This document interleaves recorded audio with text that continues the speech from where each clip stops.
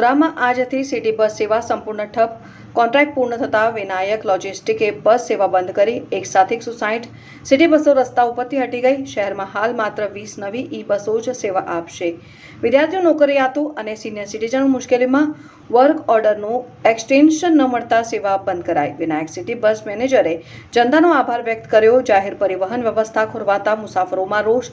Municipal તંત્રની કામગીરી સામે અનેક સવાલો ઊભા થયા છે. હવે તાત્કાલિક વૈકલ્પિક વ્યવસ્થા માટે મુસાફરોની માંગ ઉઠી. ગઈકાલથી બસ સેવાઓ બંધ કરવામાં આવી છે. કોર્પોરેટ તરફથી શું સહાય મળી?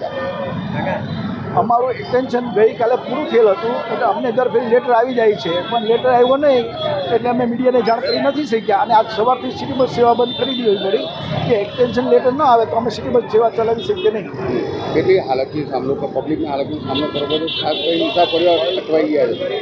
બરોડાની પબ્લિકે 2008થી જે અમને પ્રેમ આપ્યો છે, સિટી બસનું અમને જે એને સારો એવો વ્યવહાર કર્યો છે, અમારી સિટી બસ સેવાનો લાભ લીધો છે. અમે 150 બસ ચલાવતા હતા 2008થી અત્યાર સુધી, એવો જ પ્રેમ મળતો રહે. પણ આજે જે અમારા ઓચિંતાની બંધ કરી અને અમારે જે બરોડાની પબ્લિક જે મુશ્કેલી બેઠી એ બદલ અમે દિલગીરી વ્યક્ત કરીએ છીએ કે અમે પણ મજબૂર હતા, અમે પણ સિટી બસ ન ચલાવી શકીએ ઓર્ડર સિવાય, એટલે અમે બંધ રાખીએ. એ બધું વારંવાર ફરીને કહું છું, સિટી બસની બંધ હિસાબે જે કાંઈ બરોડાની પબ્લિકને તકલીફ પડી એ બદલ હું માફી માગું છું, દિલગીરી વ્યક્ત કરું છું વડોદરાની પબ્લિક.